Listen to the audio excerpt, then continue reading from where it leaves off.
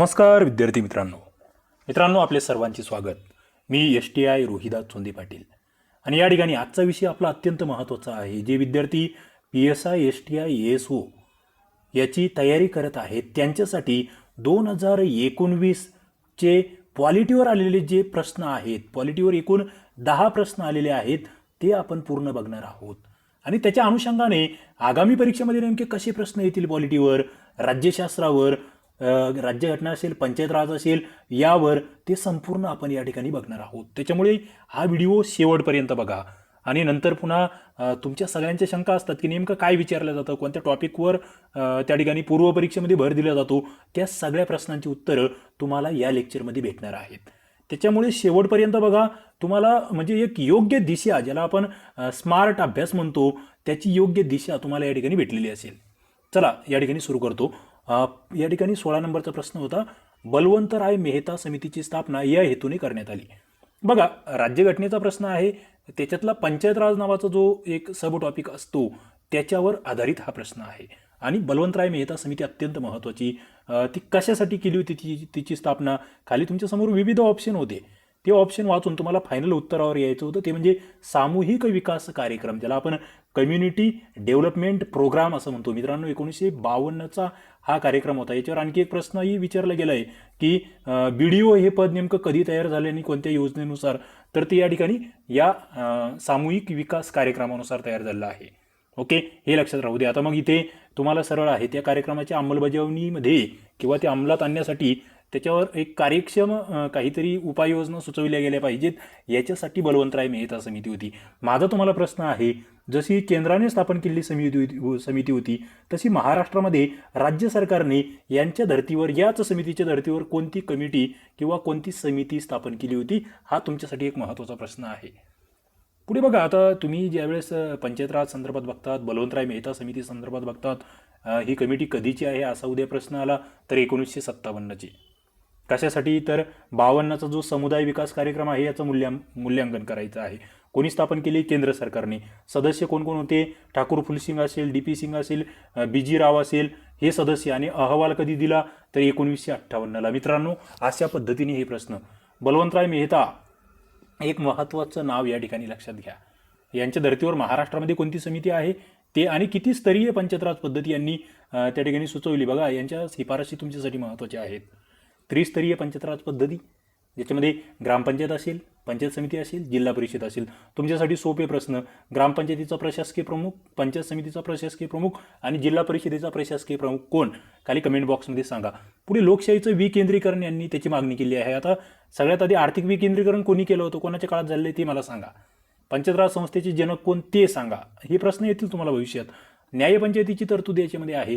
ग्रामीण भागाच्या विकासासाठी एक संस्था स्थापन करणे, तेथील लोकांमध्ये चेतना जागृत करणे, या बाबी, या शिफारसी या समितीने केलेल्या आहे. आणि आपण बघतो, स्वातंत्र्य प्राप्तीनंतर पहिली पंचवार्षिक योजना अंमलात आली. शेतकऱ्यांचा आणि खेड्यातील जे इतर लोक होती यांचा विकास करून त्यांना स्वावलंबी बनवण्यासाठी पहिली योजना. म्हणजे बघा मित्रांनो, पहिली जी पंचवार्षिक योजना होती ती कृषीवर आधारित होती. माझा तुम्हाला प्रश्न आहे की या ठिकाणी कोणतं मॉडेल होतं? ओके, पहिल्या योजनेमध्ये कोणतं प्रतिमान होतं? मुद्दाम थोडासा व्हिडिओ मोठा होईल हा 10 प्रश्नांसाठीचा, पण याचा आपण पूर्णतः त्या ठिकाणी तुम्हाला डीपमध्ये मी घेऊन जाणार आहे, जे तुम्हाला अपेक्षित आहे आगामी या परीक्षेमध्ये येऊ शकतं. बघा, या कामाची पाहणी करण्यासाठी नियोजन मंडळाने बलवंतराय मेहता यांच्या अध्यक्षतेखाली अभ्यासगट नेमला. कोणी नेमला? नियोजन मंडळ. हा महत्त्वाचा मुद्दा आहे इथे. प्लॅनिंग कमिशन त्यांचं कार्य. मग प्लॅनिंग कमिशन कधीचं होतं? आता नियोजन मंडळाच्या जागेवर आली नवीन संस्था कोणती, तिचं नाव काय, ती कधी अस्तित्वात आली? आता या अभ्यासगटाने 1957 साली अहवाल. आता 57-58 थोडंसं ते काही एवढी हरकत नाही आहे. त्या ठिकाणी 57ची स्थापना, 58चा अहवाल, वेगवेगळ्या पुस्तकात वेगवेगळ्या बाबी आहेत, पण थोडंसं लक्षात राहू द्या. आता यांनी मग नेमकी कोणती संकल्पना मांडली? पंचायत राज. आता इथे तुम्हाला प्रश्न येतो, पंचायत राजची कन्सेप्ट कुणाची आहे? पंचायत राज हे नाव त्याला कोणी दिलं? प्रश्न तुमच्यासाठी आहेत. यांनी सुचवलेल्या दूरगामी आणि आमूलाग्र सुधारणा, त्याच्यामध्ये लोकशाही विकेंद्रीकरण, त्याच्यातून आणलं पंचायत राज. त्याच्यामध्ये मग सर्वात आधी कोणतं राज्य स्वीकार करते? राजस्थान. तो राजस्थानमधला तो जिल्हा कोणता, ते ठिकाण कोणतं, आणि तिथे ते पंतप्रधान कोणते होते तेव्हाचे? अत्यंत सोपे प्रश्न. त्याच्यातून मग ते जिल्हा परिषद, पंचायत समिती, ग्रामपंचायतीची योजना 2 ऑक्टोबर 1959ला. वरती जो प्रश्न विचारला त्याचं उत्तर आहे पंडित जवाहरलाल नेहरू यांच्या हस्ते उद्घाटन होत आहे आणि देशभरामध्ये पंचायत राज संस्था स्थापन होते आहे.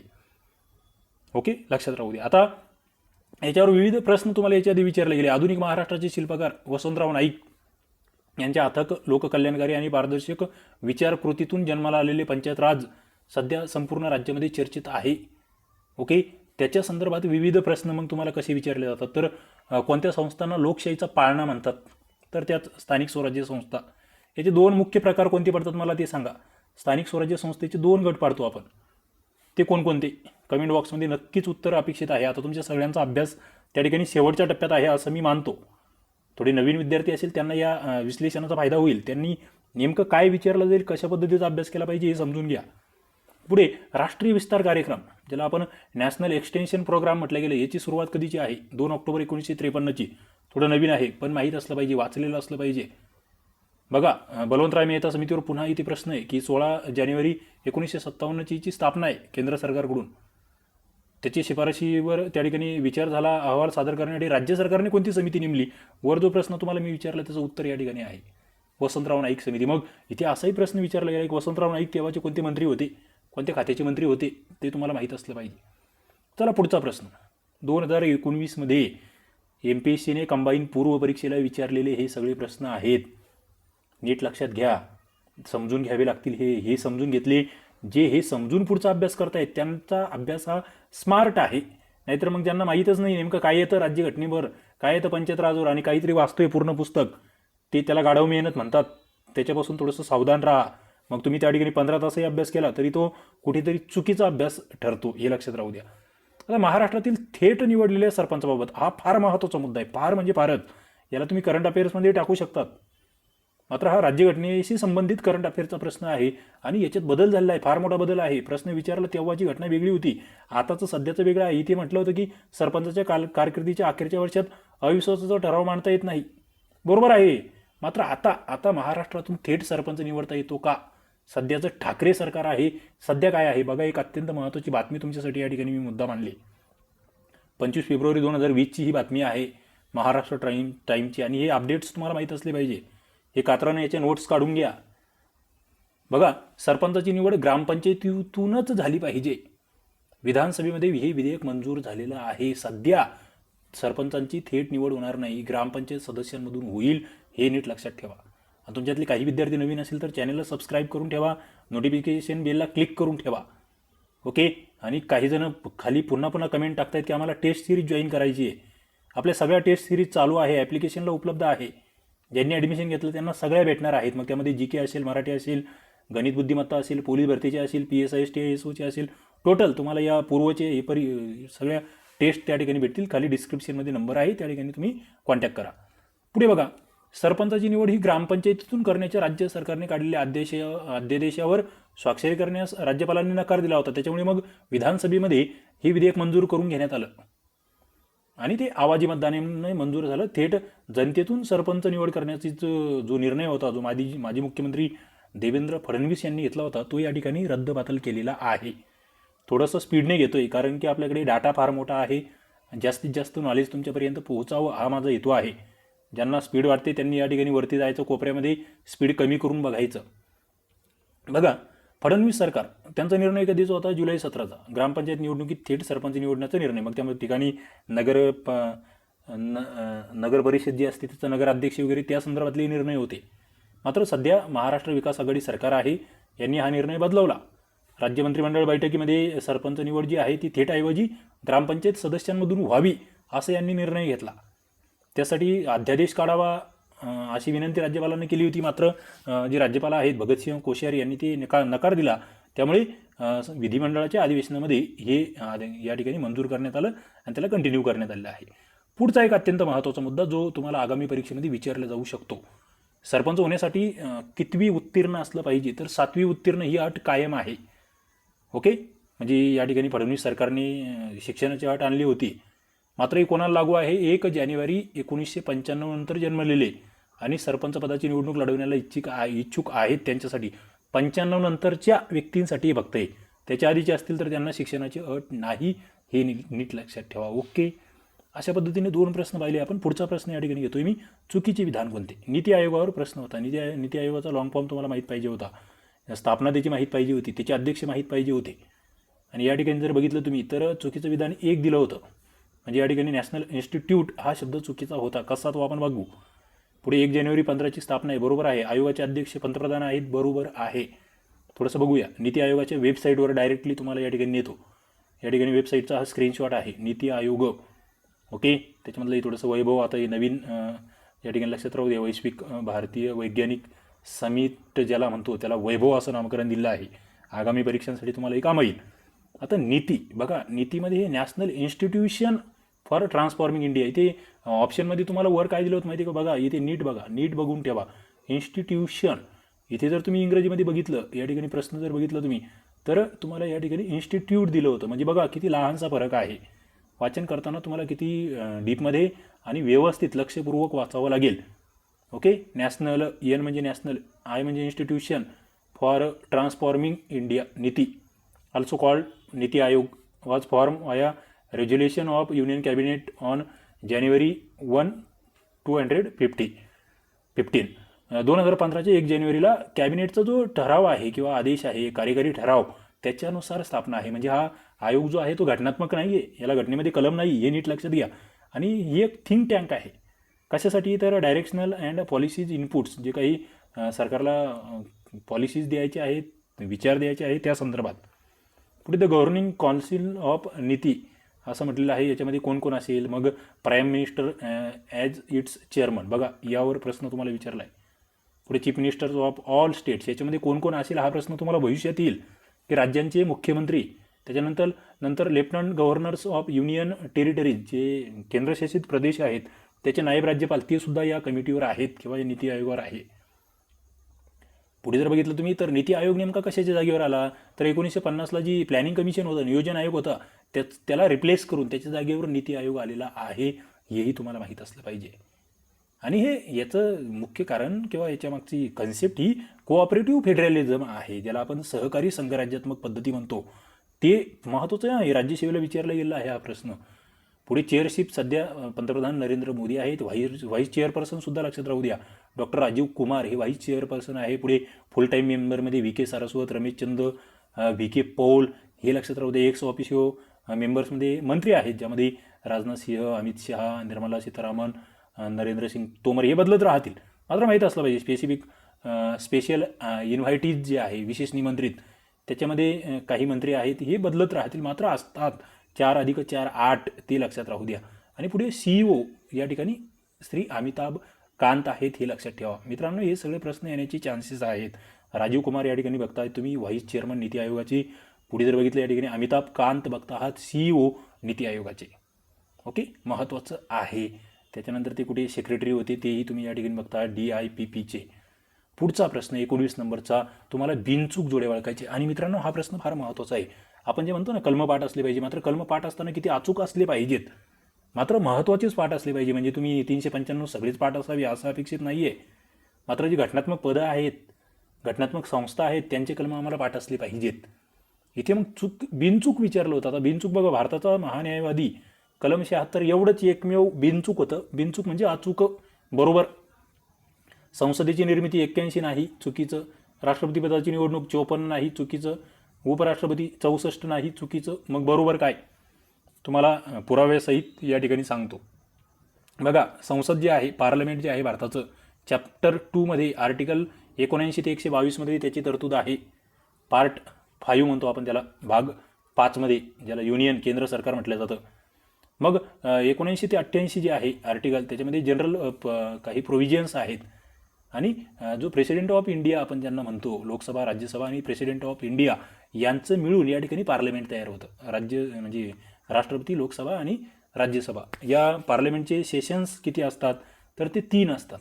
त्याच्यामध्ये बजेट अर्थसंकल्पीय सेशन फेब्रुवारी मे, मान्सून पावसाळी सेशन जुलै ऑगस्ट, आणि विंटर हिवाळी सेशन जे आहे नोव्हेंबर डिसेंबर, हेही लक्षात ठेवा.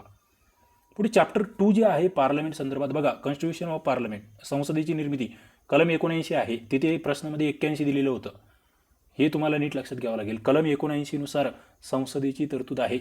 मग या संसदेमध्ये काउन्सिल ऑफ स्टेट्स आणि house of the people. Council of states म्हणजे राज्यसभा, म्हणजे बघा, consist there shall be parliament for the union which shall consist of the president and 2 houses. To be known respectively as the council of states आणि the house of people.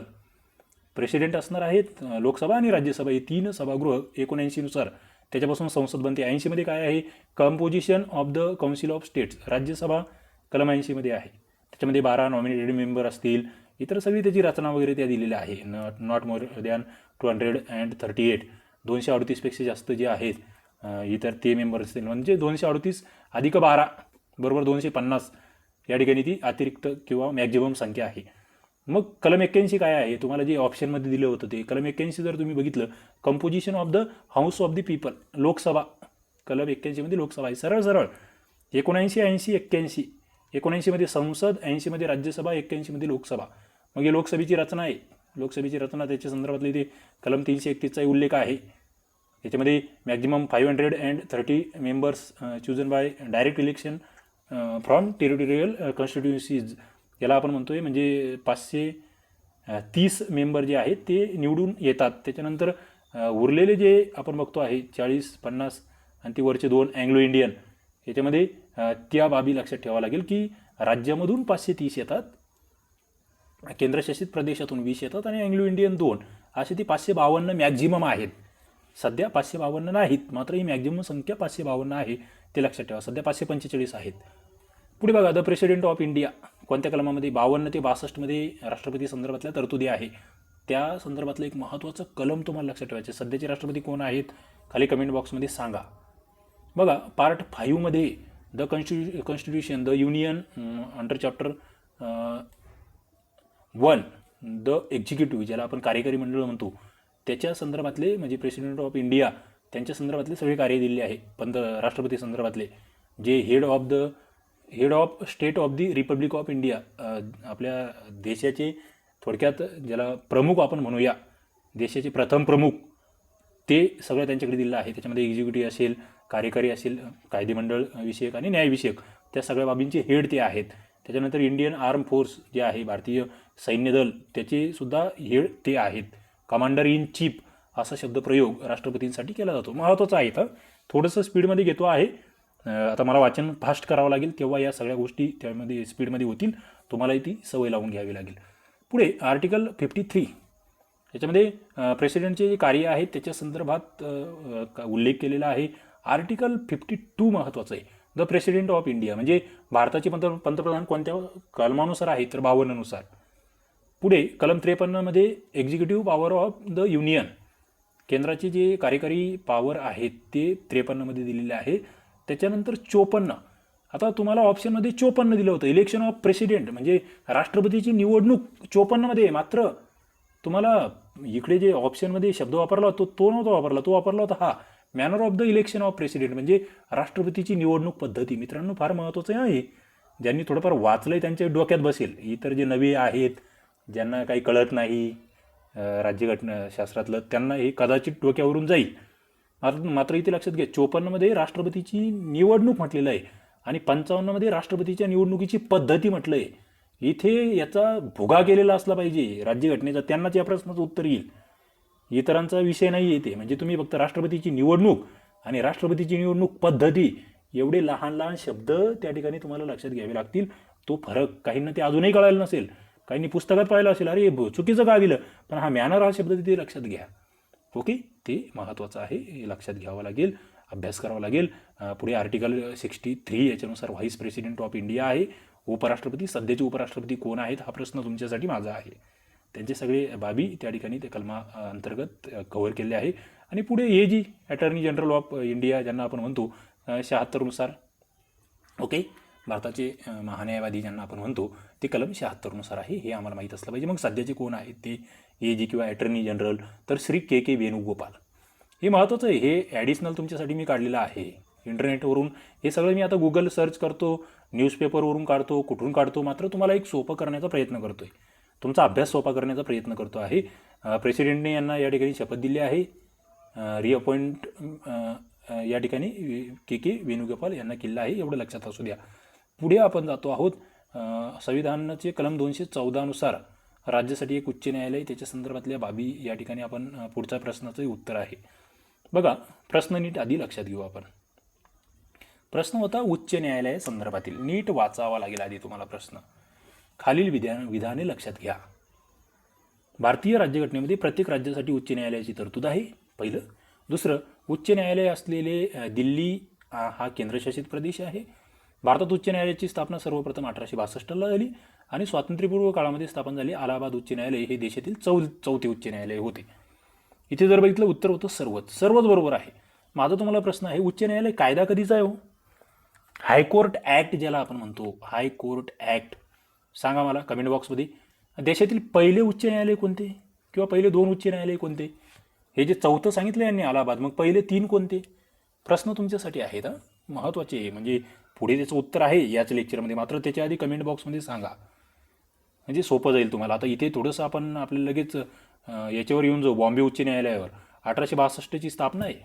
जे पहिलं उच्च न्यायालय आहे त्याच्यामध्ये बॉम्बेसुद्धा आहे सुरुवातीच्या न्यायालयामध्ये. मग याच्या अंतर्गत कोणकोणते भाग येतात? महाराष्ट्र, दादर नगर हवेली, गोवा, दीव दमण. आता हे दीव दमण आणि दादरा नगर हवेली एकत्र केलेलं आहे. पुढे मग याचं मुख्यालय मुंबईला आहे. याची बेंच कुठे कुठे आहे, ज्याला आपण खंडपीठ म्हणतो? तुम्हाला माहिती आहे, हा प्रश्न किती वेळा आलेला आहे? पणजी, औरंगाबाद आणि नागपूर. माहीतच असलं पाहिजे. ओके, तर महाराष्ट्र संदर्भातील मुद्दा. आता थोडंसं उच्च न्यायालयाचं कलम किती आहे ते जर विचारलं तर कलम 214. याच्यात प्रत्येक राज्यासाठी एक उच्च न्यायालय असेल किंवा मग 2 किंवा अधिक राज्यांसाठी सुद्धा एक असू शकतं असंही म्हटलेलं आहे. सध्या जर बघितलं तर पंजाब हरियाणासाठी एकच उच्च न्यायालय आहे.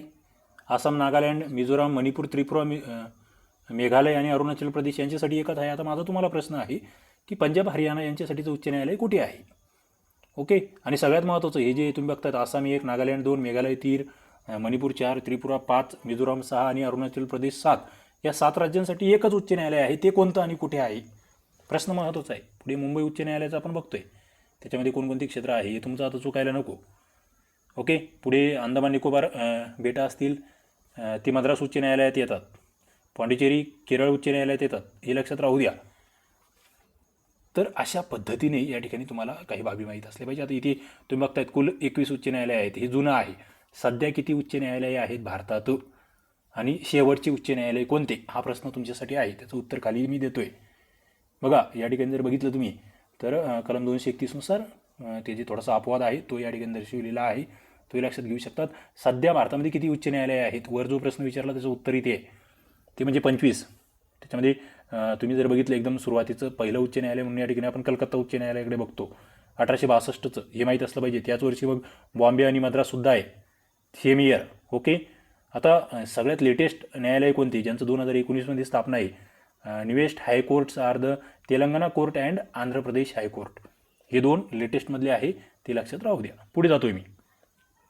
पुढचा प्रश्न आहे कलम 164 संबंधी. प्रश्न नीट वाचूया. प्रश्न कशावर येत आहेत, काय आहे, याच्यावर मी आणखी एक लेक्चर बनवणार आहे.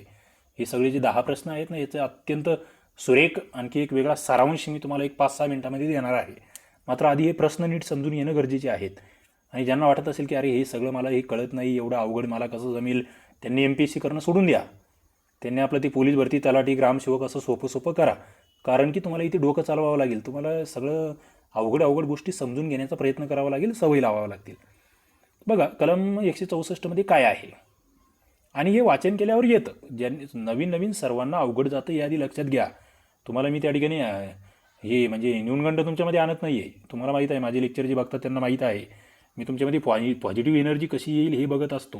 मात्र काही जण इतके म्हणजे त्यांना शब्द नाही आहे की करायचं, नावाला MPSC करायची, मात्र आमचं मेहनत घेण्याची तयारीच नाही आहे, व्यवस्थित समजून त्या ठिकाणी अभ्यास करण्याची तयारी नाही आहे. मग त्या ठिकाणी अशा विद्यार्थ्यांबद्दल थोडीशी नाराजी माझी आहे.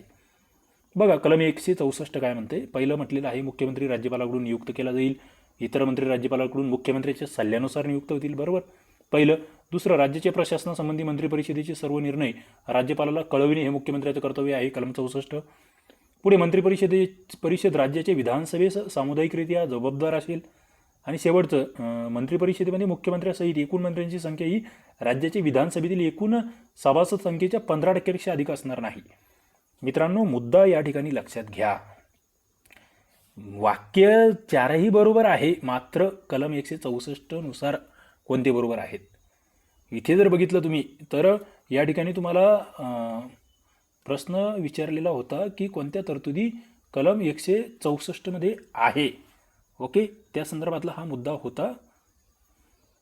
आणि या ठिकाणी जर तुम्ही बघितलं तर उत्तर या ठिकाणी होतं ACD.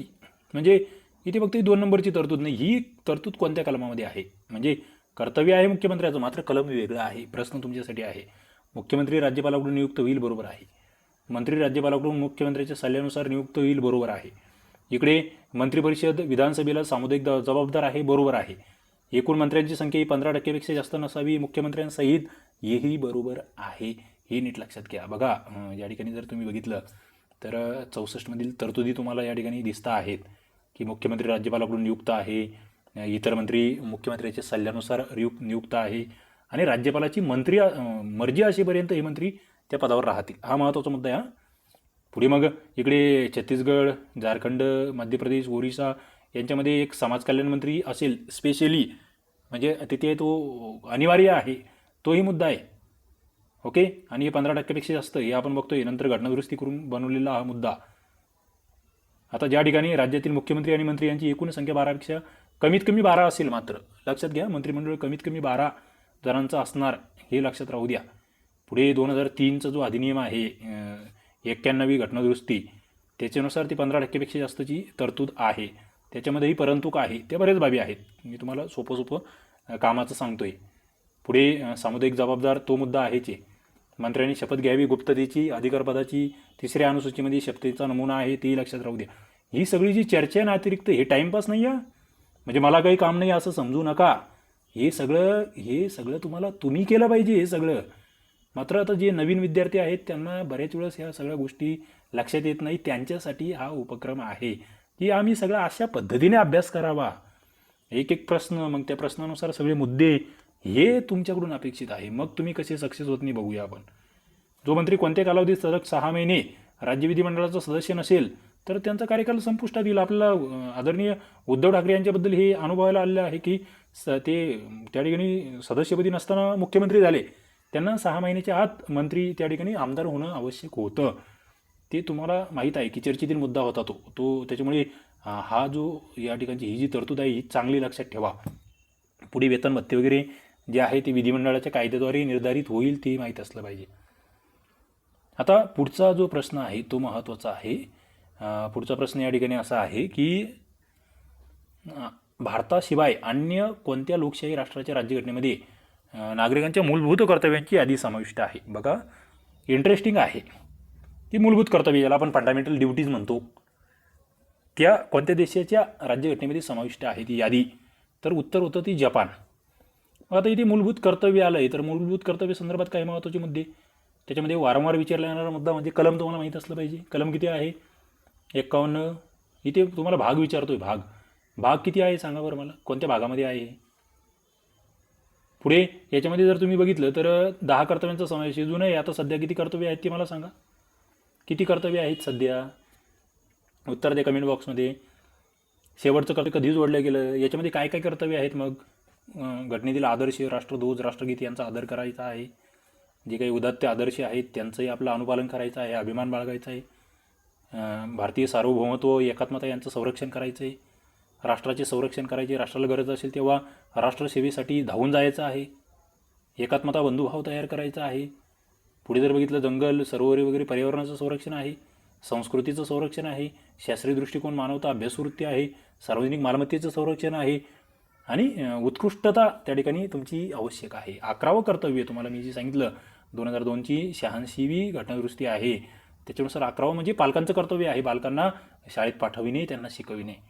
हे मुद्दे लक्षात ठेवा. ओके, पुढे आपण जातो आहोत. पुढचा प्रश्न या ठिकाणी जर बघितला तुम्ही तर तुमच्या लक्षात येईल प्रश्न नंबर 23. बघा, भारतीय संविधानात नमूद केल्याप्रमाणे कोणत्या अनुच्छेदानुसार राज्यपालांना विशिष्ट गोष्टीबाबत विवेकाधिकार आहे? मित्रांनो, हा मुद्दा तुम्हाला या आगामी परीक्षेत सुद्धा महत्त्वाचा आहे. तुम्हाला माहीत आहे याच्या विधानसभेच्या निवडणुका झाल्या महाराष्ट्रामध्ये. याच्यावरून बरंचसं महाराष्ट्रामध्ये आपण बघितलं वातावरण कसं होतं. त्या ठिकाणी राज्यपालांच्या विवेकाधिकारावर बऱ्याच वेळेस चर्चा झालेली आहे विविध माध्यमांमध्ये. त्याच्यामुळे इथे हे कलम 163 तुम्हाला चांगलं माहीत असलं पाहिजे. मग या ठिकाणी राज्यपाल तुम्हाला नीट माहीत असले पाहिजे. राज्यपाल म्हटलं की राज्यपालांकडे ज्या एक्झिक्युटिव्ह पॉवर्स आहेत त्या संदर्भात तुम्हाला बऱ्याचशा बाबी माहीत असल्या पाहिजेत.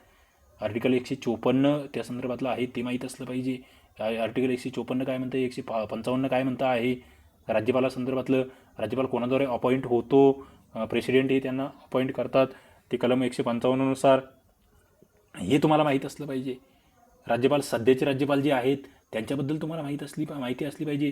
सध्याचे राज्यपाल भगतसिंह कोश्यारी यांच्याबद्दल तुम्हाला माहिती असली पाहिजे. सप्टेंबर 2019 पासून आपण बघतो आहे त्यांचा पिरियड या ठिकाणी आहे. त्यांचं जर इथे तुम्ही बघितलं तर मूळचे ते उत्तराखंडचे आहेत. ओके, बऱ्याच बाबी आहेत मग त्यांच्या संदर्भातल्या. स्टुडंट युनियनचे ते जनरल सेक्रेटरी होते किंवा इतर बऱ्याच बाबी त्या ठिकाणी युनिव्हर्सिटीमध्ये त्यांनी केलेलं कार्य, त्या बाबी थोडक्यात वाचलेलं असलं पाहिजे, वाचून ठेवा, महत्त्वाचं आहे. पुढे जातोय मी. जर लोकशाहीचे मूल्यमापन केले तर खालील कोणते विधानं लोकशाहीला अनुसरून नाही. बघा, तुम्हाला लोकशाही शासन व्यवस्थेचे वैशिष्ट्य माहीत असले पाहिजे. मुक्त आणि निपक्ष निवडणुका, यस. लोकशाहीचं वैशिष्ट्य आहे व्यक्तीची प्रतिष्ठा, यस. अल्पसंख्याकांचे शासन आहे का बघा जरा. कायद्यासमोर समानता, यस आहे. या ठिकाणी 3 नंबरचं लोकशाहीत बसत नाही. अल्पसंख्याक कसं त्या ठिकाणी शासन करणार? ज्यांच्याकडे बहुमत आहे त्यांचं शासन चालेल ना. म्हणजे या ठिकाणी अल्पसंख्याक हा शब्द जरा वेगळ्या पद्धतीने तुम्हाला लक्षात घ्यावा लागेल. तुम्ही म्हणाल की अल्पसंख्याकांवर अन्याय चालेल का? नाही, अन्याय चालणार नाही. मात्र ज्यांच्या पाठीमागं बहुसंख्याक जनता आहे ते राजकारणी नेते किंवा तो पक्ष त्या ठिकाणी निवडणूक जिंकणार आहे आणि आपली सत्ता चालवणार आहे. म्हणजे बघा, या ठिकाणी जर थोडंसं तुम्ही बघितलं लोकशाही संदर्भात, तर लोकशाहीमध्ये 2 पद्धतीचे पक्ष असतात, प्रादेशिक पक्ष आणि राष्ट्रीय पक्ष. लोकशाही म्हणजे नेमकं काय? प्रौढ मताधिकाराच्या आधारे खुल्या निपक्षपाती निवडणुकाद्वारे लोकांना निवडून दिलेले आणि ते जे त्यांचे प्रतिनिधी आहे त्यांच्याद्वारे शासन चालविणे, त्याला आपण लोकशाही म्हणतो. डेमोक्रेसी नावाचा शब्द आहे इंग्रजी त्यासाठी. डिमॉस अधिक क्रेसी याच्यापासून हा शब्द बनलेला आहे. सामान्य लोक अधिक सत्ता असा तो ग्रीक शब्द, त्याच्यापासून हा डेमोक्रेसी शब्द बनलेला आहे. त्याची ती प्रसिद्ध व्याख्या अब्राहम लिंकन यांची लोकांसाठी चालवलेले लोकांचे राज्य प्रसिद्ध आहे ती. ओके, तर ते तुम्हाला माहीत असलं पाहिजे. त्याबद्दल तुम्हाला बहुमतांचे राज्य असंही लोकशाहीचं वर्णन आहे. बघा, बहुमताचे राज्य तुम्हाला कळतंय. या ठिकाणी हे विकिपीडियावरून मी घेतलेलं आहे, उत्तर सापडत आहेत. लोकशाहीमध्ये प्रत्यक्ष लोकशाही, अप्रत्यक्ष लोकशाही असते. आपल्याकडे अप्रत्यक्ष प्रातिनिधिक, तुम्ही तुमचा खासदार आमदार निवडून देतात आणि ते शासन त्या ठिकाणी शासनामध्ये आपलं प्रतिनिधित्व करतात. त्याच्यामध्ये तुम्ही जर बघितलं तर प्रत्यक्ष लोकशाही आजही स्वित्झर्लंड, ऑस्ट्रेलियासारख्या ठिकाणी तुम्हाला दिसून येते काही प्रमाणात. ते माहीत असलं पाहिजे आम्हाला. इतर बऱ्याच गोष्टी आहे. मग ही सुरुवात ग्रीसमधील त्या नगरराज्यांपासून, अथेन्समधून कशी झाली लोकशाहीची, त्याच्या संदर्भात बरेच मुद्दे आहेत.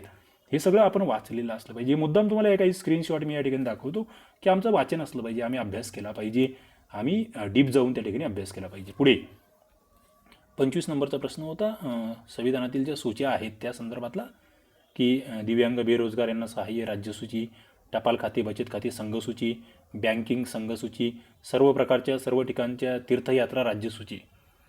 या ठिकाणी तुम्हाला जो योग्य जोडी ओळखायची होती. ओके, योग्य फक्त. या ठिकाणी जर तुम्ही बघितलं ABC, म्हणजे बघा, दिव्यांग आणि बेरोजगार यांना सहाय्य करणं हे राज्याचं काम आहे. राज्यसूचीमधलं काम राज्याचं. टपाल खाते, बचत खाते संघसूचीमध्ये आहे. बँकिंग संघसूचीमध्ये आहे. मात्र हे जी तीर्थयात्रा आहे ना सर्व प्रकारच्या, ही राज्यसूचीमध्ये नाही आहे. हे या ठिकाणी लक्षात घ्या. मग या सूचीबद्दल तुम्हाला 3 सूच्या असतात महत्त्वाच्या, त्या लक्षात राहू द्या. हे 7व्या परिशिष्टामध्ये आहे, हे लक्षात राहू द्या. त्याच्यामध्ये कोणाकडे कोणते विषय आहेत त्या संदर्भातले मुद्देसुद्धा या ठिकाणी मी कव्हर केलेले आहेत. सब्जेक्ट ऑफ युनियन कॅटलॉग असं म्हटलं आहे त्याला. याच्यामध्ये राष्ट्रीय महत्त्वाचे मुद्दे जे आहेत, याच्यामध्ये रक्षा असेल, संरक्षण, विदेश कार्य, वायुमार्ग, करन्सी, शिक्के, रेल, बँक, टेलिफोन, डाक, तार इत्यादी 100 विषय आहेत जे केंद्र सूचीमध्ये आहे. पुढे जर तुम्ही बघितलं राज्यसूचीमध्ये जर बघितलं तर 61 विषय आहेत, ज्याच्यामध्ये न्यायालय आहे, राज्याचं पोलीस दल आहे, जिल्हा हॉस्पिटल असेल, सफाई, पशु सिंचन ज्याला आपण जलसिंचन म्हणतो, सडक, कृषी, वन, रेल्वे, पोलीस या बाबी आहेत. मोजमापे वगैरे, बघा हे मोजमापे वगैरे त्या बाबी तुम्हाला माहीत असले पाहिजे. आणि पुढचा मुद्दा असतो तो म्हणजे समवर्ती, ज्याच्यावर राज्य आणि केंद्र दोघंही काम करतात. त्याच्यामध्ये 52 विषय आहेत. त्याच्यात शिक्षण आहे, दिवाणी व फौजदारी कायदे आहेत, श्रमकल्याण, कारखाने, समाचारपत्र, वन, आर्थिक, सामाजिक नियोजन, प्रदूषण नियंत्रण असेल, परिवार नियोजन असेल, यासारख्या बाबी तुम्हाला इथे लक्षात घ्याव्या लागतात. तर या सूचींवर सुद्धा तुम्हाला वारंवार प्रश्न आलेले आहेत. मित्रांनो, अशा पद्धतीने या ठिकाणी 2019मध्ये आलेले 10 प्रश्न अभ्यासलेले आहेत आपण. नक्कीच तुम्हाला हा व्हिडिओ आवडला असेल तर लाईक करा, आपल्या मित्रांना शेअर करा, नवीन असेल चॅनलला तर सबस्क्राईब करा.